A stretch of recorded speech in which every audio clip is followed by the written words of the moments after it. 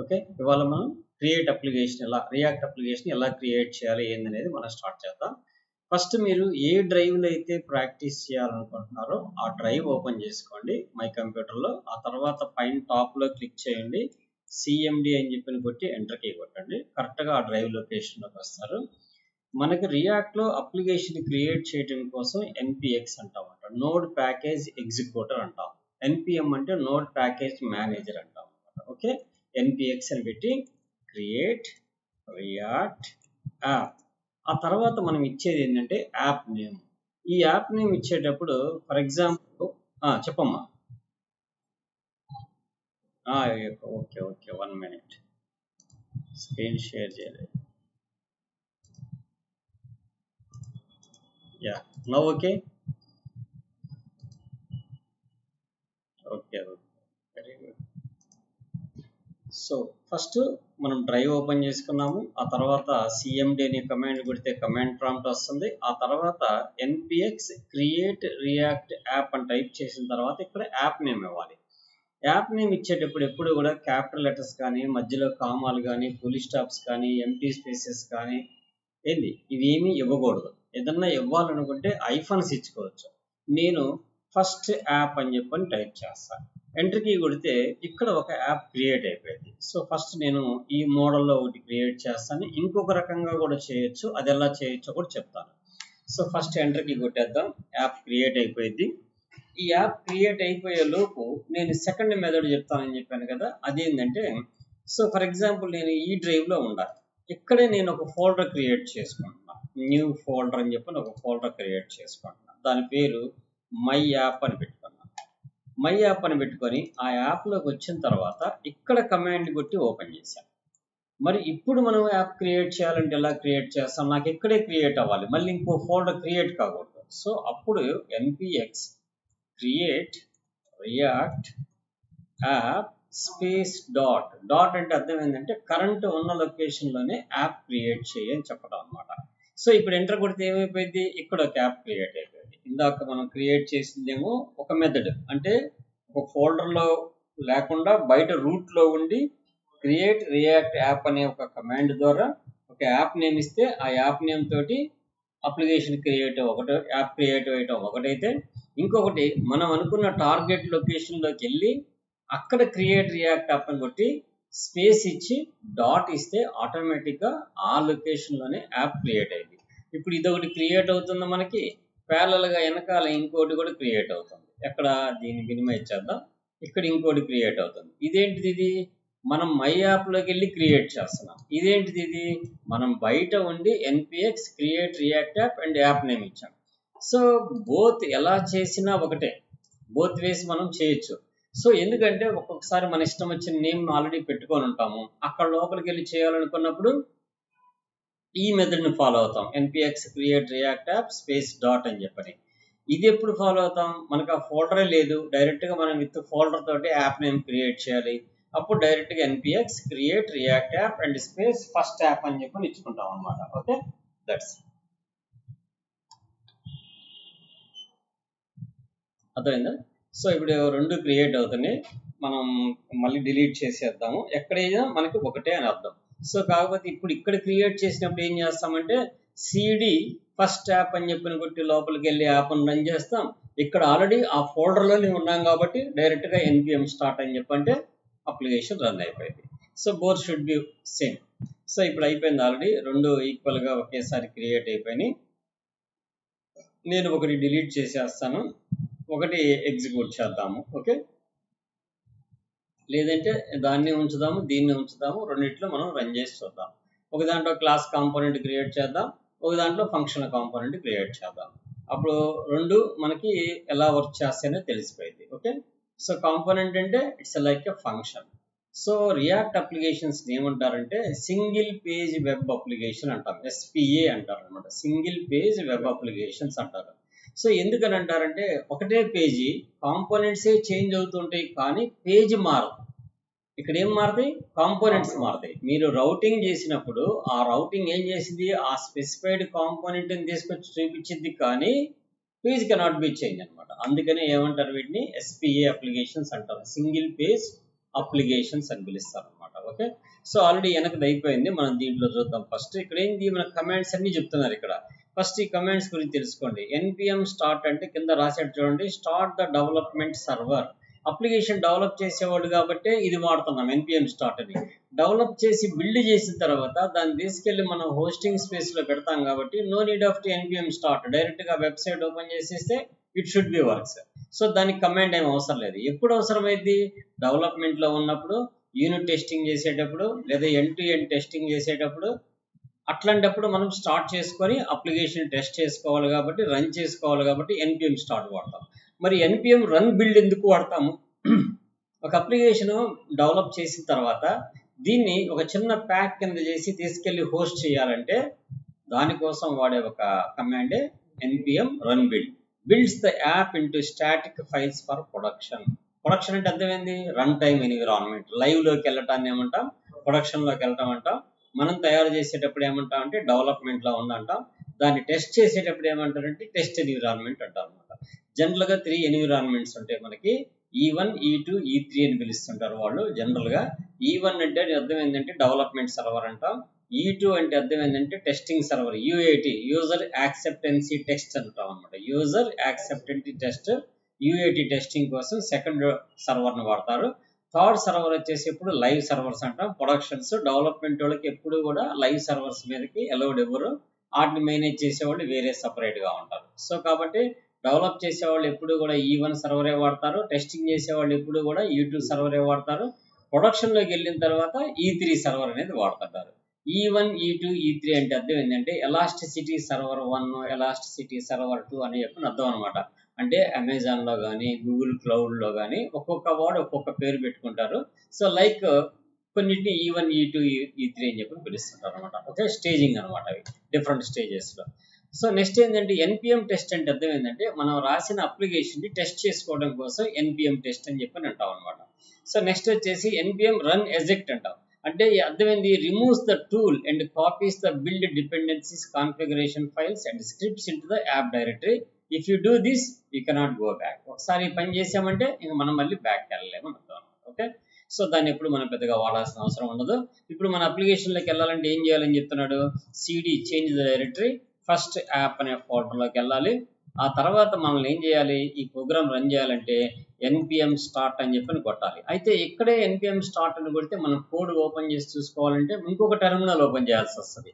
అందుకని ఎప్పుడు కూడా ఇక్కడ ఓపెన్ చేయకుండా కోడ్ స్పేస్ డాట్ అని చెప్పి ఎంటర్ కీ కొడితే మనకి VS కోడ్ ఎడిటర్ ఓపెన్ అయిపోయింది. డైరెక్ట్ గా VS కోడ్ ఎడిటర్ ఓపెన్ అయిపోయింది. ఈ VS కోడ్ ఎడిటర్ ఓపెన్ అయిన తర్వాత ఈ వచ్చే ఫోల్డర్స్ గురించి ఫస్ట్ తెలుసుకుందాం. ఎందుకంటే ప్రాజెక్ట్ చేస్తున్నామంటే ఆ ప్రాజెక్ట్ చేసి అమ్మ ఏం ఫోల్డర్స్, ఇన్ని రకాలు ఉన్నాయి అని చెప్పి మనం కన్ఫ్యూజ్ కాకుండా what about the folder structure అనేది మనకు తెలియాలి. ఈ నోడ్ మాడ్యూల్స్ అని చెప్పి ఉంది చూసారా, ఇది మనం ఎప్పుడూ టచ్ చేయము. దీనివల్ల బెనిఫిట్ ఏంటి అంటే మనం ప్రాజెక్ట్ డెవలప్ చేయడం కోసం ఏ డిపెండెన్సీస్ అయితే మన ప్రాజెక్ట్కి అటాచ్ చేసుకున్నామో, ఏ డిపెండెన్సీస్ అంటే లైబ్రరీస్ అయితే మనం అటాచ్ చేసుకున్నామో ఆ లైబ్రరీకి సంబంధించిన బిల్డెడ్ ఫైల్స్ అన్ని కూడా దాని లోపల ఉంటాయి అనమాట. అది సోర్స్ కాదు, బిల్డెడ్, వాళ్ళు బిల్డ్ చేసి ఇచ్చినవే దాంట్లో ఉంటాయి అనమాట. సో ఇక్కడ ప్యాకేజ్ డాట్ జేసన్ అని చెప్పిన ఫైల్ ఉంది చూసారా, ఇది main heart of the react application. ఇది రియాక్ట్ అప్లికేషన్ క్రియేట్ అయ్యింది, నోడ్ అప్లికేషన్ క్రియేట్ అయ్యింది, వ్యూ జేఎస్ అప్లికేషన్ క్రియేట్ అయ్యింది, యాంగులర్ జేఎస్ అప్లికేషన్ కూడా క్రియేట్ అయ్యింది. ఇదే ప్యాకేజ్ డాట్ జేసన్ అనే ఫైలు ఈ 4 అప్లికేషన్స్ లో ఎక్కడికి పోయినా ఇది క్రియేట్ అయ్యింది. ఇది ఒక ఆబ్జెక్ట్ ఫైల్ అనమాట. ఈ ఆబ్జెక్ట్ లో ఏముంటాయి అంటే నెంబర్ ఆఫ్ ప్రాపర్టీస్ ఉంటాయి.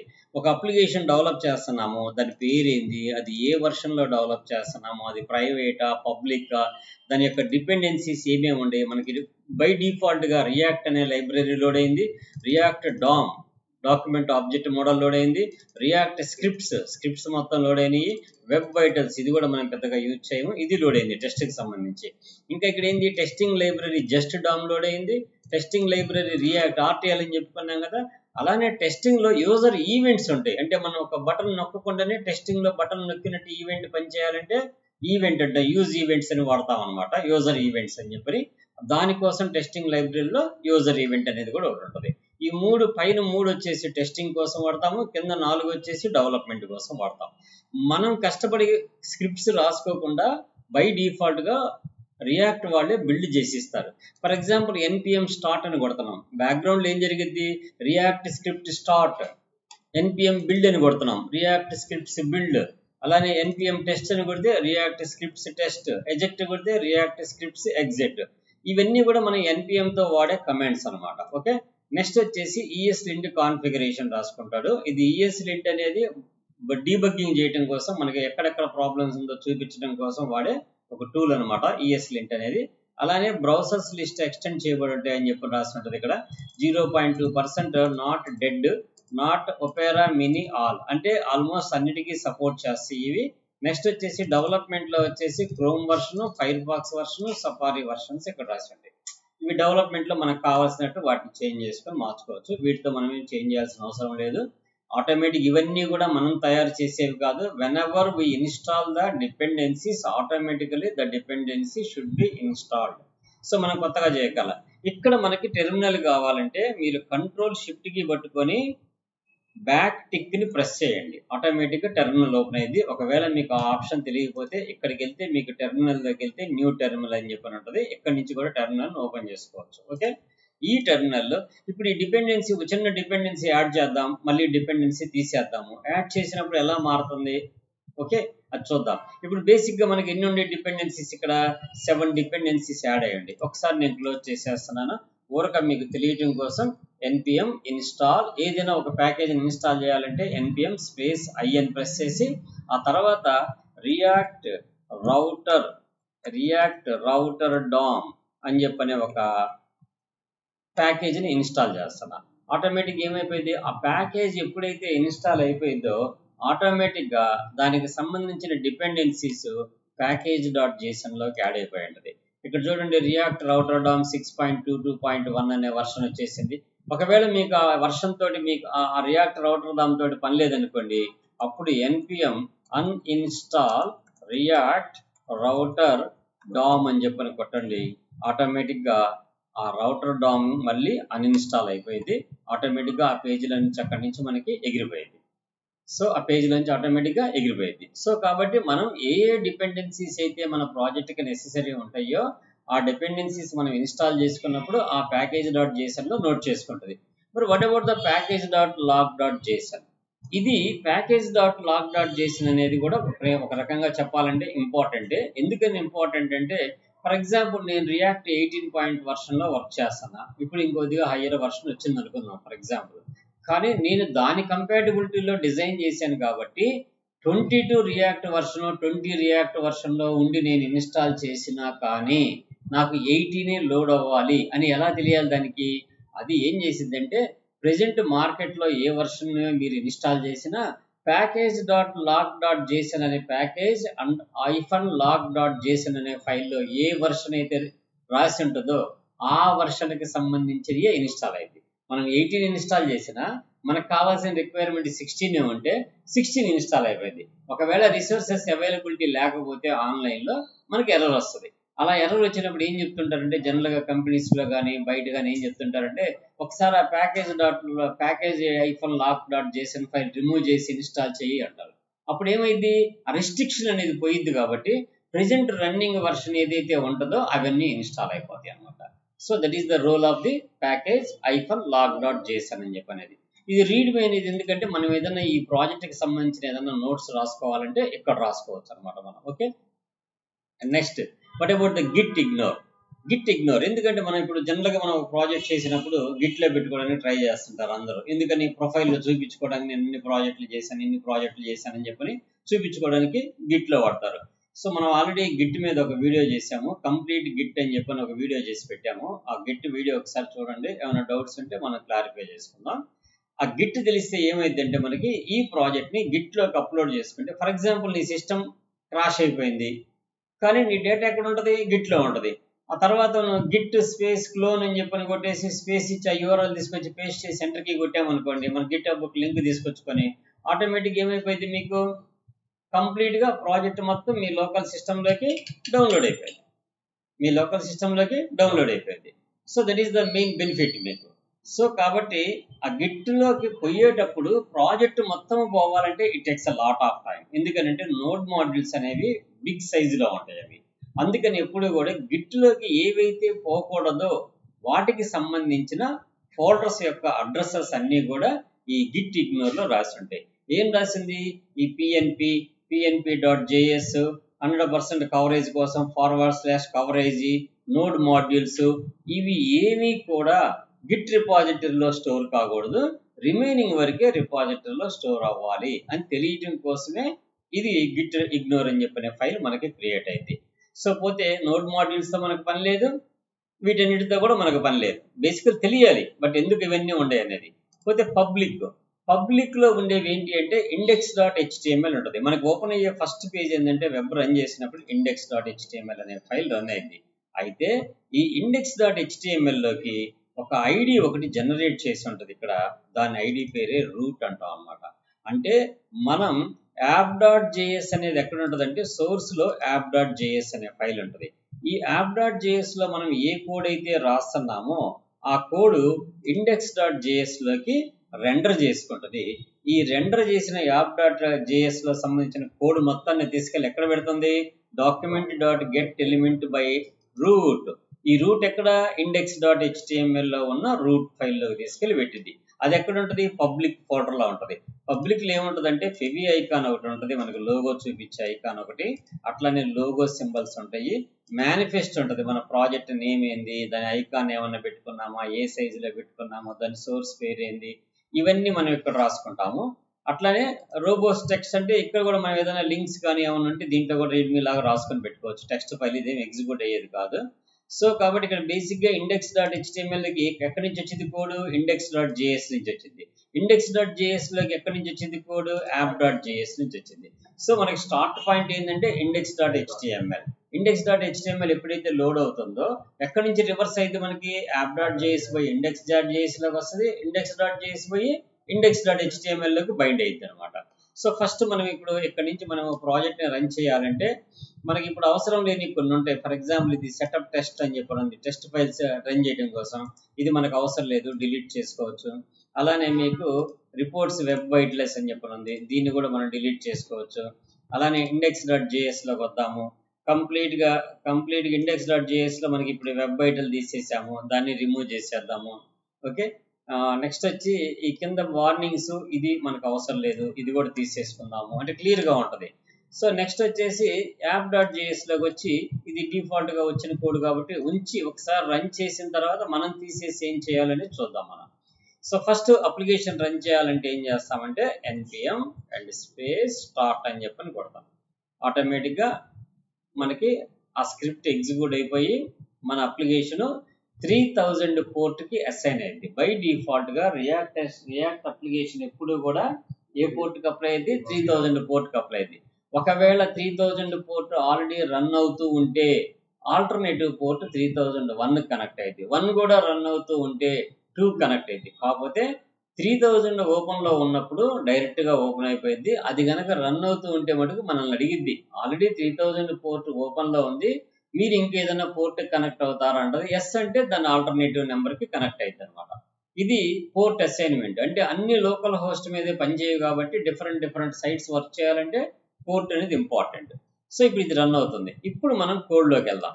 ఇక్కడ రియాక్ట్ యాప్లో ఏదైతే కోడ్ ఉందో ఈ కోడ్ మొత్తాన్ని నేనేం చేస్తానంటే ఈ app.jsలో ఉన్న కోడ్ మొత్తాన్ని తీసేద్దాం. Ctrl+A కొట్టేసి మొత్తం సెలెక్ట్ చేసుకొని డిలీట్ చేద్దాం. ఒక ఫంక్షనల్ కాంపోనెంట్ క్రియేట్ చేయాలంటే మనం ఏ కమాండ్ వాడాలి? RAFC, రియాక్ట్ యారో ఫంక్షన్ అని చెప్పంటాం. సో ఎంటర్ కీ కొట్టంగానే ఆటోమేటిక్గా ఫంక్షన్ వచ్చేసింది. ఇక్కడ మనం రాసేది ఓన్లీ అనేది h1 అనే ట్యాగ్ రాస్తున్నాం. మనం HTML ట్యాగ్ రాసినట్టే ఉంటుంది, కానీ this is not a HTML tag. ఇక్కడ పెట్టంగానే ఏం చెప్తుంది? react.html ప్రాప్స్లో react.html attributes అని చెప్పి ఉంటుంది. ఇది JSX element, not in HTML tag అని అర్థం అనమాట. ఇక్కడ లోపలికి వచ్చి నేనేం చేస్తానంటే హలో రియాక్ట్ వరల్డ్ అని చెప్పని పెట్టా. ఇప్పుడు కనుక బ్యాక్గ్రౌండ్కి వెళ్ళిపోయేస్తే మనం పెట్టిన ఆ కంటెక్స్ట్ ఏదైతే ఉందో ఆ టెక్స్ట్ వరకే మనకి ఇక్కడ డిస్ప్లే అవుతుంది. సో ఇట్లా సింపుల్గా ఒక కాంపోనెంట్ని మనం డిజైన్ చేయొచ్చు. అయితే ఇదే దాన్ని మనం ఇలా రాయకుండా ఓన్గా రాయాలంటే ఎలా రాస్తాము? ఇవన్నీ తీసేసుకొని ఫస్ట్ మీరు ఏం చేయాలంటే very first import react from react అని చెప్పని కొడితే రియాక్ట్ అనే లైబ్రరీని ఇంపోర్ట్ చేసుకున్నట్టు. ఆ తర్వాత రెండు రకాలుగా చేయొచ్చు, గుర్తుపెట్టుకోండి. మీరు రెండు రకాలుగా చేయొచ్చు. ఎలా చేయొచ్చు? ఒకటి ఫంక్షనల్ కాంపోనెంట్ చేయొచ్చు, యారో ఫంక్షనల్ కాంపోనెంట్ కూడా చేయొచ్చు. సో జనరల్గా ఫంక్షనల్ కాంపోనెంట్ చేయాలంటే మనం ఏం చేస్తాము? So function, okay, function name వచ్చేసి యాప్, ఆ తర్వాత ఓపెన్ క్లోజ్ ద బ్రాకెట్, ఆ తర్వాత రిటర్న్, ఈ రిటర్న్ మధ్యలో h1. మనం జనరల్గా ఫంక్షన్ రాసినట్టు రాస్తున్నా కావాలని. Hello world, hello react world అని చెప్పని పెట్టేసి మనం ఫంక్షన్ క్లోజ్ చేసాం. ఈ చివరి కిందకు వచ్చిన తర్వాత ఏం చేయాలంటే మనం ఎక్స్పోర్ట్ డిఫాల్ట్ యాప్. ఇది ఎందుకు రాస్తాం మనం? ఎందుకు రాస్తాం ఇది ఎందుకు రాస్తామంటే ఈ యాప్ అనే కాంపోనెంట్ని ఏ పేజీలో అయినా మనం వాడుకోవాలంటే ఇక్కడ ఎక్స్పోర్ట్ చేసినప్పుడే ఇంకొక పేజీలో ఇంపోర్ట్ చేసుకోగలుగుతాం అనమాట. అయితే రెండు రకాలుగా దీన్ని వాడచ్చు. ఎలా వాడచ్చు అంటే ఒకటి డిఫాల్ట్ ఎక్స్పోర్ట్, ఇంకొకటి నేమ్డ్ ఎక్స్పోర్ట్ అంటాం. నేమ్డ్ ఎక్స్పోర్ట్కి డిఫాల్ట్ ఎక్స్పోర్ట్కి డిఫరెంట్ ఏంటి? ఫర్ ఎగ్జాంపుల్ index.jsలోకి వచ్చాం మనం. ఇక్కడ ఏముంది? ఇంపోర్ట్ యాప్ ఫ్రమ్ ./యాప్ అనే కాంపోనెంట్ తెచ్చుకున్నాడు. అంటే ఏ కాంపోనెంట్ని? ఈ app.js అనే కాంపోనెంట్ని. నేను ఇక్కడ ఎక్స్పోర్ట్ అని పెట్టానే కానీ డిఫాల్ట్ అనేది తీసేసాను. ఓన్లీ ఎక్స్పోర్ట్ యాప్ అని చెప్పి రాశాను. ఇక్కడ ఎక్స్పోర్ట్ యాప్ అని రాసినప్పుడు నేను ఇక్కడ కూడా రాయాల్సిన అవసరం లేదు. డైరెక్ట్గా ఇక్కడ ఫంక్షన్ దగ్గరే ఎక్స్పోర్ట్ ఫంక్షన్ యాప్ అని రాశాను. ఇప్పుడు నాకు పని చేయట్లా. ఎందుకని పని చేయట్లేదంటే index.jsలో అప్పుడు ఏదైతే నేమ్డ్ ఎక్స్పోర్ట్ కింద మనం ఇంపోర్ట్ చేసుకోవాలనుకుంటామో వాటిని ఎప్పుడు కూడా ముస్టాక్ బ్రాకెట్స్లో పెట్టాలి. అప్పుడు ఆటోమేటిక్గా ఇట్ షుడ్ బి వర్క్స్. అలా కాదండి, నేను డిఫాల్ట్గా ఎలా రాయాలనుకుంటున్నాను? ఎక్స్పోర్ట్ స్పేస్ డిఫాల్ట్ ఫంక్షన్ అని చెప్పి నేను రాస్తే అప్పుడు మనం index.jsలో no need of to this thing.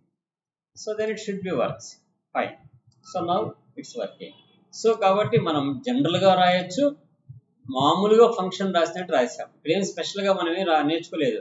ఒక ఫంక్షన్కి ఎలా రాస్తాం మనం? ఫంక్షన్ అంటాం, ఫంక్షన్ నేమ్ ఇస్తాము, ఆ తర్వాత ఏది రిటర్న్ చేయాలి ఆ ఫంక్షన్ని పిలిచినప్పుడు అనేది రిటర్న్ చేస్తున్నాం. That's fine.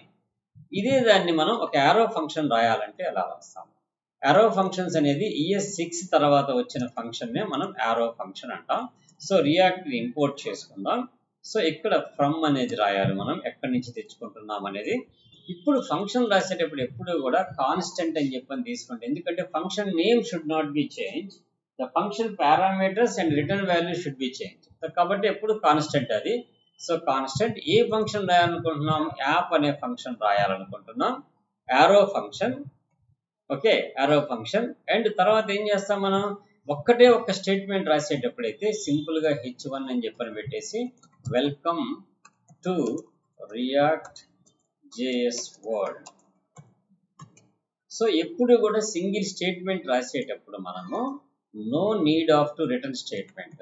Export default what about the app, that's fine, అయిపోయింది, ఎగ్జిక్యూట్ అయిపోయింది. సో ఇక్కడికి వచ్చి చూడండి, welcome to React JS world. అంటే మనం ఎంత సింపుల్గా యారో ఫంక్షన్ యొక్క బెనిఫిట్ ఏంటంటే ఒక సింగిల్ లైన్ ఎక్స్ప్రెషన్ స్టేట్మెంట్ లాగా రాయటాన్ని యారో ఫంక్షన్ అంటాం. మామూలు ఫంక్షన్స్ ఏంటి? ఫంక్షన్ అనే కీవర్డ్ వాడాలి, ఆ ఫంక్షన్ నేమ్ రాయాలి, లోపల బ్రాకెట్స్ పెట్టి పారామీటర్స్ పెట్టాలి. దీన్ని కూడా పారామీటర్స్ పంపించుకోవచ్చు, ఇక్కడ పెడతాం మనం పారామీటర్స్. సో మనం 1 by 1 చూసేటప్పుడు తెలిసింది. అయితే ఇంత కష్టపడకుండా రియాక్ట్ మనకి ఈ నోడ్ ఏదైతే మనం VS కోడ్ వాడుతున్నామో ఈ VS కోడ్లో మనం ES7 అని చెప్పనే ఒక ఎక్స్టెన్షన్స్ని యాడ్ చేసుకున్నాం. వాటిని ఏమంటారు? ఎక్స్టెన్షన్స్ అంటారు. ఆ ఎక్స్టెన్షన్స్ని అంటే ప్లగ్ఇన్స్ ఎక్స్టెన్షన్స్ అంటాం. ఆ ఎక్స్టెన్షన్ మనం లోడ్ చేసుకున్నాం కాబట్టి సింపుల్గా మనం ఏం చేయొచ్చు అంటే రియాక్ట్ యారో ఫంక్షన్ లేదా RFC అన్నారనుకోండి, మామూలుగా రియాక్ట్ ఫంక్షన్ వచ్చేసింది. అర్థమైందా? రియాక్ట్ ఫంక్షన్ వచ్చింది. అదే మనకి యారో ఫంక్షన్ కావాలంటే RAFC అని పెడతాం. సో లేదు నాకు క్లాస్ కాంపోనెంట్ డిజైన్ చేయాలనుకుంటున్నాను, అప్పుడు RCC అని కొడతాం. ఇక్కడ స్పెషల్గా ఇంకొకటి ఏమొస్తుందంటే ఈ రియాక్ట్ ఈ కాంపోనెంట్కి ఈ యాప్ అనే దానికి ఎక్స్టెండ్ చేయాలి. అంటే సూపర్ క్లాస్ ఏంది యాప్కి? కాంపోనెంట్ అనేది. ఇలా రాసినా పర్లేదు, లేదంటే దీన్ని రిమూవ్ చేసి ఇక్కడికి వచ్చి మీరు డైరెక్ట్గా రియాక్ట్ డాట్ కాంపోనెంట్ అని చెప్పి రాసినా కూడా it should B execute. React dot component అని చెప్పిన రాసుకోవచ్చు. Okay, so react dot component అయితే మనం పైన ఏం చేయాలి, ఒట్టి రియాక్ట్ వరకే ఇంపోర్ట్ చేసుకొని ఉంటే చాలు. మనం పక్కన కాంపోనెంట్ అనేది మనం ఇన్స్టాల్ చేయాల్సిన అవసరం లేదు. ఇప్పుడు ఎగ్జిక్యూట్ అయిపోయింది, ఇట్స్ ఫైన్, మనం ఏం పెట్టలేదు కదా. అయితే ఇక్కడ ఏంటంటే డిఫరెన్స్, రెండర్ అని చెప్పని ఒక మెథడ్ వస్తుంది దేంట్లో, క్లాస్ కాంపోనెంట్లోకి వచ్చినప్పుడు రిటర్న్ కామనే, ఎక్స్పోర్ట్ డిఫాల్ట్ ఫంక్షన్ నేమ్ కామనే, ఎడిషన్ ఏమొస్తుంది, రెండర్ అనేది వస్తుంది అనమాట. ఇది క్లాస్ కాంపోనెంట్స్ లో వస్తుంది, ఫంక్షన్ కాంపోనెంట్ లో మనకి రెండర్ అనే మెథడ్ ఉండదు. That is the main difference. So class component and functional component, ఈ 2 టైప్స్ ఆఫ్ కాంపోనెంట్స్. ఓకే, ఇప్పుడు ఈ క్లాస్ కాంపోనెంట్స్ లో ఇంకొక క్లాస్ కాంపోనెంట్ ని పిలవటాన్ని మనం ఏమంటామంటే కంపోజబుల్ కాంపోనెంట్స్ అంటాం. నేను అనుకున్న దాని ప్రకారం ఏమంటాం, కంపోజబుల్ కాంపోనెంట్స్ అంటాం. సో లైక్ ఇప్పుడు మనం ఏం చేద్దామంటే RAFC ఒక యారో ఫంక్షన్ తీసుకుందాం. ఈ app.js కంటే బయట ఎప్పుడు కూడా కాంపోనెంట్స్ మీరు క్రియేట్ చేసేటప్పుడు సోర్స్ ఫోల్డర్ లో ఒక ఫోల్డర్ తీసుకోండి, దాని పేరు కాంపోనెంట్స్ అని చెప్పని పెట్టండి. కంపెనీల్లో అయితే కాంపోనెంట్స్ v.1 అని పెడుతుంటారు, లేదా v.2 అని పెడుతుంటారు. ఏ వర్షన్ కి ఆ వర్షన్ సపరేట్ గా ఉండటం కోసం. ఇక్కడ మనం మామూలుగా డెవలప్ చేస్తున్నాం కాబట్టి కాంపోనెంట్స్ అని చెప్పని తీసుకుందాం. ఈ కాంపోనెంట్ లో మనకు కావాల్సిన కాంపోనెంట్ ఏంటంటే, నాకు ఒక header.js అని తీసుకున్నా పర్లేదు, మీరు JSX అని తీసుకున్నా పర్లేదు, ఎందుకంటే రెండు కూడా జావా స్క్రిప్ట్ ఎక్స్టెన్షన్ కింద ఉపయోగపడతాయి మనకి. ఓకే, మనం పెట్టే ఎక్స్టెన్షన్ బట్టి ఐకాన్ చేంజ్ అవుతుంటది. ఒక హెడర్ కాంపోనెంట్ తీసుకున్నాను, RAFC అని చెప్పని పెట్టాను, రియాక్ట్ యారో ఫంక్షన్ వచ్చింది. ఇక్కడ నేను H1 లో హెడర్ అని చెప్పని రాసుకున్నాను, HEADER హెడర్ అని చెప్పి రాశాను. ఓకే, ఇక్కడ ఎక్స్పోర్ట్ డిఫాల్ట్ కూడా ఆటోమేటిక్ గా రాసింది. మీకు రియాక్ట్ ఇప్పుడు వాడే వర్షన్స్ లో చివరిలో సెమీకోలన్స్ పెట్టకపోయినా కానీ it should be executed. Old versions లో కంపల్సరీ సెమీకోలన్స్ పెట్టాలి.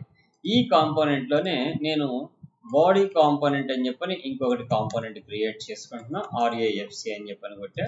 ఇక్కడ నేను H1 లో సమ్ బాడీ అని పెట్టుకుంటున్నాను. ఓకే, బాడీ అని పెట్టేసుకున్నాను. ఆ తర్వాత థర్డ్ కాంపోనెంట్ ఏం తీసుకుంటున్నాను, కాంపోనెంట్ పేరు ఫోటర్ అని చెప్పి తీసుకుంటున్నాను, .js అని చెప్పి. ప్రతి file compulsory Java script extension కానీ JSX ఎక్స్టెన్షన్ కానీ ఉండాలి. సో ఇక్కడ H1 అని తీసుకున్నాము, ఫోటర్ కాంపోనెంట్ అని చెప్పి పెట్టాము వర్క్ డిఫరెన్స్ కోసం. ఇప్పుడు ఈ 3 కాంపోనెంట్స్ నాకు app.js లోకి ఇంపోర్ట్ చేసుకోవాలి.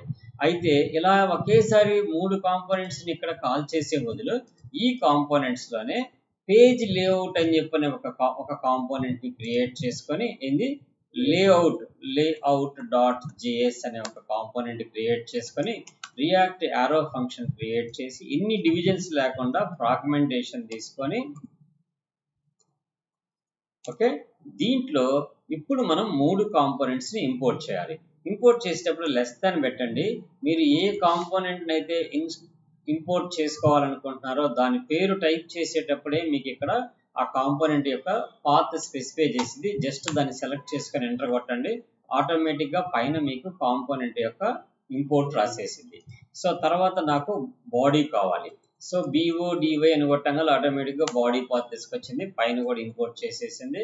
ఆ తర్వాత నాకు ఏం కావాలి, ఫోటర్ కావాలి. FOO అనగానే ఫోటర్ కాంపోనెంట్ వచ్చేసింది, దాన్ని కూడా క్లోజ్ చేసాం. ఇప్పుడు ఈ లేఅవుట్ అనే కాంపోనెంట్ ఒక్కదాన్ని మనం app.js లోకి కాల్ చేసుకుంటే లేఅవుట్, సో ఆటోమేటిక్ గా ఆ 3 కాంపోనెంట్స్ కూడా రెండరింగ్ అయిపోయి మనకి మెయిన్ పేజ్ లోకి వచ్చేస్తాయి. సో వచ్చింది చూడండి, హెడర్, బాడీ, ఫోటర్ కాంపోనెంట్. ఈ మూడిట్లోకి ఏదన్నా ఒక నేమ్ ని నేను పంపించాలనుకుంటే, అలా పంపించాలనుకునే దాన్ని మనం ఏమంటామంటే ప్రాప్స్ అని పిలుస్తుంటాము. సో ఎక్కడికి పంపించాలి, నేను మూడింటికి సంబంధించింది. సో లేఅవుట్ కి పంపించాలి, ఎందుకని హైరార్చికల్ గానే పంపించాలి. ఫస్ట్ యాప్ నుంచి లేఅవుట్ కి పంపించాలి, లేఅవుట్ నుంచి బాడీకి, ఫోటర్ కి, హెడర్ కి పంపించుకోవచ్చు. ఇక్కడ నేను సింపుల్ గా అర్థం కావడం కోసం నేమ్ అని చెప్పని పెట్టాను. ఇక్కడ ముస్టాక్ బ్రాకెట్స్ లో లోపల డబుల్ కొటేషన్స్ లో మనం దాని యొక్క నేమ్ ని పాస్ చేద్దాం ఆర్గ్యుమెంట్ కింద పంపించుకోవచ్చు, లేదంటే ఎలా పంపించుకుంటారో అది కూడా చెప్తాను. ఓకే, సో ఫస్ట్ ఆర్గ్యుమెంట్ లాగా పంపించేద్దాం.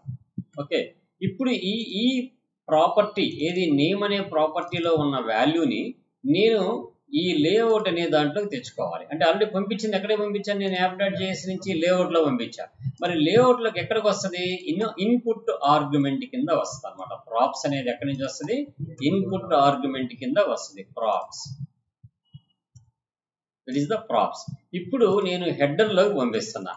Name is equal to mustache బ్రాకెట్స్లోకి వచ్చి ప్రాప్స్ డాట్ నేమ్ అంటాం.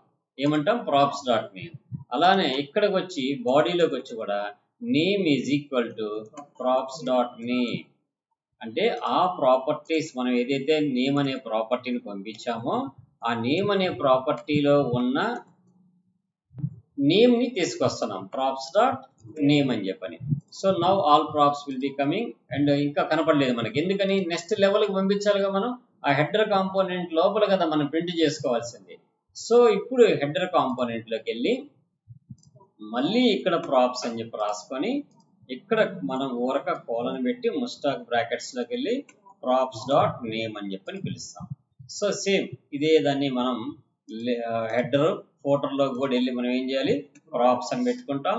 ఇక్కడ కూడా మనం సింపుల్గా కోలను పెట్టేసి ముస్టాక్ అంటే జావా స్క్రిప్ట్కి సంబంధించిన అన్ని ముస్టాక్ బ్రాకెట్స్లో పెట్టి రాయాలి మనం. సో ప్రాప్స్ డాట్ నేమ్ అని రాసాం. బాడీలో కూడా రాసేద్దాం. ఇక్కడ ప్రాప్స్ అని పెట్టుకున్నాము. ఇక్కడ వచ్చిన తర్వాత కోలన్లో props dot name. That's fine, అయిపోయింది. ఇప్పుడు మనం పేజ్కి వస్తే మూడింటి దగ్గర శ్రీనివాసరావు అనేది వచ్చేసింది. అయితే ఇలా మనం రాస్తే ఇది ప్రాక్టీస్ లెవెల్ అనమాట. దీన్ని కొద్దిగా ప్రొఫెషనల్గా రాయాలి అనుకుంటే ఫస్ట్ మనం ఎక్కడికి పంపిస్తున్నాం? app.js నుంచి లేఅవుట్కి పంపిస్తాం. ఈ లేఅవుట్లో మనం ముస్టాక్ బ్రాకెట్స్ ఉపయోగించుకొని డైరెక్ట్గా నేమ్ అని చెప్పని పిలుచుకోవచ్చు. ఏం పిలుచుకోవచ్చు? నేమ్ అని చెప్పని పిలుచుకోవచ్చు. సో ఇక్కడ కూడా మీరు నేమ్ అని కాల్ చేసుకోవచ్చు. సో ఇక్కడ కూడా మీరు నేమ్ అని కాల్ చేసుకోవచ్చు. Simple. So now it's working, nothing to change. ఇంకా దీని సింప్లిఫికేషన్ అంటే ఒక ప్రాప్ని తెచ్చుకునేటప్పుడే డీస్ట్రక్చర్ చేయటం. ఇది కంపెనీస్లో ఫాలో అయ్యే సిస్టమ్. మామూలుగా మనలాగా ప్రాప్స్ అని పెట్టుకుని ఆ ప్రాప్స్ నుంచి ఎక్స్ట్రాక్ట్ చేయరు. యాజ్ పర్ కంపెనీస్ ఎలా ఫాలో అవుతాయి అంటే తెచ్చుకునేటప్పుడే డీస్ట్రక్చర్ చేసుకొని తెచ్చుకుంటాయి అనమాట. ఓకే, నెక్స్ట్ హెడర్లోకి పంపించాం కదా అక్కడికి. ఈ హెడర్లోకి వెళ్ళిన తర్వాత ఇక్కడ కూడా మనం ప్రాప్స్ అని రాయకుండా సో ముస్టాక్ బ్రాకెట్స్లో నేమ్ అని చెప్పి రాసుకుంటాం. ఇక్కడ ప్రాప్స్ డాట్ అనేది తీసేసి డైరెక్ట్గా నేమ్ అని చెప్పని వాడితే సరిపోయింది. అలానే ఫోటర్లో కూడా సో ముస్టాక్ బ్రాకెట్స్ ఉపయోగించుకొని సో ఏం చేస్తాం? నేమ్ అని చెప్పని డీస్ట్రక్చర్ చేసుకున్నాం. ఇక్కడ కూడా ప్రాప్స్ అనేది తీసేసి నేమ్ అని పెట్టుకున్నాం. నెక్స్ట్ హెడర్లో పెట్టాం, బాడీలో పెట్టలేదు మనం. బాడీలో కూడా ఈ ప్రాప్స్ అనే దాన్ని ఏం చేసాం? తీసేసి నేమ్ అనే దాన్ని డీస్ట్రక్చర్ చేసుకున్నాం. ఇక్కడ కూడా అదే నేమ్ని వాడుకున్నాం. సో ప్రాప్స్ అనే పదాన్ని మనం వాడకుండా పారామీటర్ని దాంట్లో స్టోర్ చేయకుండా డైరెక్ట్గా డీస్ట్రక్చర్ చేసుకుంటూ డేటాని మనం పాస్ చేసాం. సో ఎలా పాస్ చేయగలిగాము? వన్ వే బైండింగ్లోనే చేయగలిగాము. దట్టు హైరార్చికల్గా డెవలప్ చేయగలిగాం. అంటే ఎక్కడి నుంచి అక్కడికి? app.js నుంచి layout.jsకి, layout.js నుంచి header.js, photo.js, body.jsలో పంపించాం. ఒక కాంపోనెంట్లో ఇంకొక కాంపోనెంట్ పెట్టి ఆ కాంపోనెంట్లో ఇంకొక కాంపోనెంట్ పెడితే దీన్ని నెస్టెడ్ కాంపోనెంట్స్ అని కానీ కంపోజబుల్ కాంపోనెంట్స్ అని కానీ పిలుస్తుంటాం అనమాట.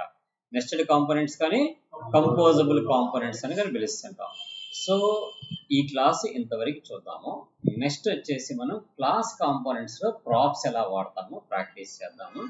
1 by 1 స్టెప్ బై స్టెప్ వెళ్దాము నీట్గా. మీరు మటుకు ఎప్పటికప్పుడు ప్రాక్టీస్ చేయండి. నెక్స్ట్ ఏం చేద్దాం? క్లాస్ కాంపోనెంట్స్లో ప్రాప్స్ని ఎలా పంపిస్తాం. ఆ తర్వాత ఫంక్షనల్ కాంపోనెంట్స్లో స్టేట్స్ నేర్చుకుందాం. అప్పుడు లైఫ్ సైకిల్ మెథడ్స్ వాడదాము. ఆ తర్వాత క్లాస్ కాంపోనెంట్స్లో స్టేట్ఫుల్ ఎలా పనిచేస్తా చూద్దాము. అక్కడ దాన్ని life cycle methods 5 life cycle methods ఉండే ఆ 5 లైఫ్ సైకిల్ మెథడ్స్ మనం అక్కడ యూజ్ చేద్దాము. Before rendering, after rendering, update అయిన తర్వాత, అన్మౌంట్ అయిన తర్వాత. అర్థమైందా? So did mount, unmount and update, should update, did update, should update. Component should update, component did update, component did mount, component will mount, component unmount. అర్థమవుతుందా? ఇవన్నీ life cycle methods of the class components. Functional కాంపోనెంట్లోకి వచ్చేటికి use state, use effect అనే రెండే hooks వాడతాం functional కాంపోనెంట్లో. So one by one గ్రాడ్యువల్గా నేర్చుకుందాం. నేను ఒక రియల్గా ఒక చిన్న అప్లికేషన్ ఎలా చేయాలి విత్ జేసన్ ఫేక్ ఏపీఐస్, అంటే బ్యాక్ ఎండ్ మనకి లేకపోయినా మనమే ఒక బ్యాక్ ఎండ్ని తయారు చేసుకొని దానికి ఏపీఐస్ కూడా మనమే తయారు చేసుకొని ఆ ఏపీఐని ఎలా కాల్ చేసుకోవాలి, ఇక్కడ నుంచి డేటా తీసుకెళ్ళి ఏపీఐ ద్వారా ఎట్లా స్టోర్ చేయాలి జేసన్లో, ఇవన్నీ కూడా చేస్తాను. అలా చేస్తే ఏమైందంటే మీకు కాలేజీలో ఏదైనా ఒక అప్లికేషన్ డెవలప్ చేయాలంటే నాకు బ్యాక్ ఎండ్ రాదే అనే వర్డ్ వాడకుండా మీరు జేసన్ ఫైల్స్ క్రియేట్ చేసుకొని ఫేక్ ఏపీఐస్ జనరేట్ చేసి ఆ ప్రాజెక్ట్ని ఎగ్జిక్యూట్ చేసి చూపించచ్చు అనమాట. Okay, that's okay. Next class tomorrow. ఓకేనమ్మా వైష్ణవి, పావని, ఓకేనమ్మా రేపు మళ్ళీ next class. Okay, okay, bye.